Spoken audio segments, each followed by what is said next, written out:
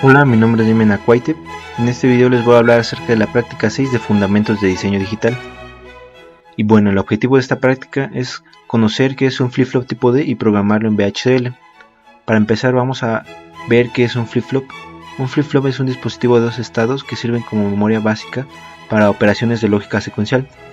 Estos flip-flops son dispositivos que funcionan como circuitos lógicos secuenciales, es decir, van a tener una entrada de reloj para que puedan cambiar con el tiempo. Hay cuatro tipos básicos de flip-flop: el flip-flop tipo set reset, flip-flop JK, flip-flop tipo T y el flip-flop tipo D, que de todos estos es el más sencillo. Todos son sencillos, pero este es el más sencillo y es el que vamos a programar hoy. El flip-flop tipo D es D porque D significa dato. Este flip-flop almacena el valor que está en la línea de datos y se puede considerar como una celda básica de memoria. En la tabla de BAT podemos apreciar cómo es que cambia con respecto al tiempo, con respecto al reloj. Si el reloj está en cero o no tiene ningún cambio, la salida se va a mantener a la que estaba antes. Si hay un cambio en el reloj, vamos a tener a la salida lo que hay en D. Por ejemplo, aquí en D tenemos un 0, va a cambiar el reloj y tendremos en Q un 0. Si tenemos un 1 en D, cambia el reloj y en Q tendremos también un 1. Para apreciar mejor esto, vamos a ver un diagrama de tiempo. Aquí tenemos la señal de reloj, que como pueden ver oscila constantemente, es una secuencia, es, es un ciclo constante con una frecuencia determinada, no depende de nosotros. Lo que sí podemos manipular es la entrada D. Aquí la entrada D podemos hacer un cambio y como pueden ver no cambia Q. Solo hasta que el reloj cambia va a cambiar la entrada D, va a cambiar la salida Q, perdón. ¿Y cómo va a cambiar eso? Pues va a cambiar a lo que tenemos en la entrada D. Por ejemplo, aquí hicimos el cambio de 0 a 1, no cambió hasta que cambió el reloj y tenemos un 1 en D y la salida también tendremos un 1. Aquí cambia también el reloj, pero ojo, esto es importante. Este flip-flop en este caso se activa por flancos de subida. ¿Qué quiere decir esto? Que se va a activar cuando hay un cambio de 0 a 1. Hay otros tipos de flip-flop que cambian con flancos de bajada, es decir, que cambian cuando hay un cambio en el reloj de 1 a 0.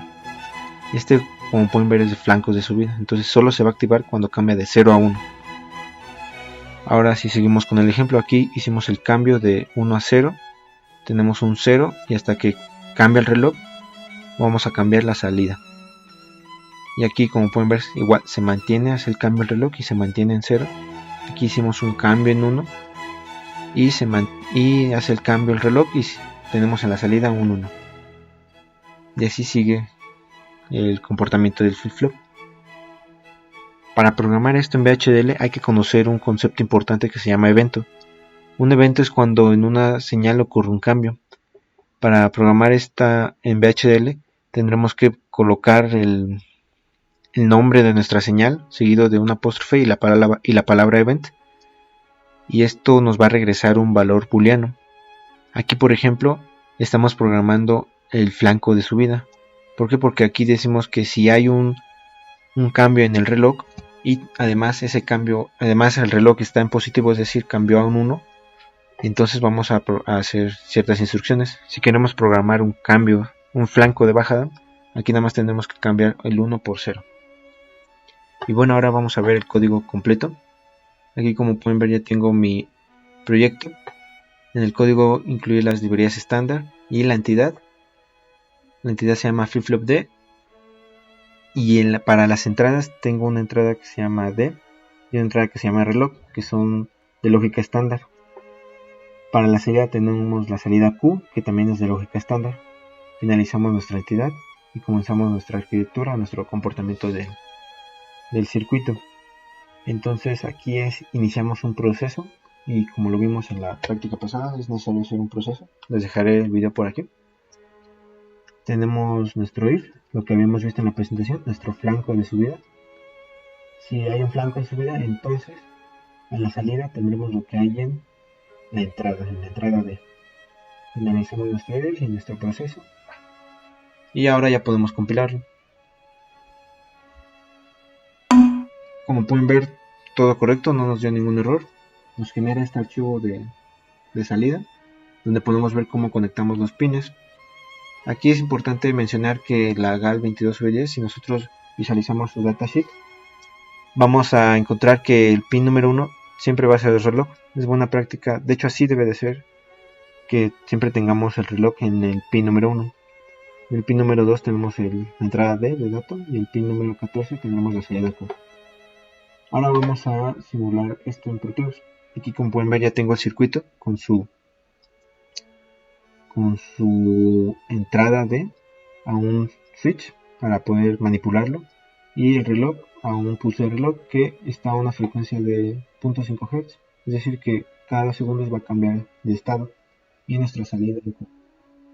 Vamos a simularlo. Ahora sí, empezamos la simulación. Como pueden ver, aquí cambia el reloj, está cambiando, está oscilando cada 2 segundos, y no hay un cambio en Q. ¿Por qué? Porque en este caso está en 0 y Q está en 0. Si nosotros cambiamos esto, aquí, como pueden apreciar, cambió cuando el reloj cambió. Entonces, si nosotros ahora hacemos otro cambio, solo va a cambiar cuando el reloj cambie, cuando hay un flanco de salida, cuando este LED se enciende. Aquí pues nosotros podemos hacer todo lo que queramos, pero solo hasta que el LED encienda va a haber un cambio en la salida. Pues bueno, eso sería todo. Y pues bueno, en conclusión, como vimos, fue muy fácil programar el flip-flop tipo D, lo cual nos permite poder hacer cosas más complejas. Podemos incluir más circuitos, más módulos, hacer algo más complejo con esta misma GAL y con menos errores, con menos costos, menos esfuerzo, es decir, más eficiente. Además, es fácil visualizar cómo podemos programar los demás flip-flops. Obviamente es más sencillo que programar el circuito, como vimos en clase con sus NANDs. Podemos tener más errores al tratar de conectar la compuerta a sí misma.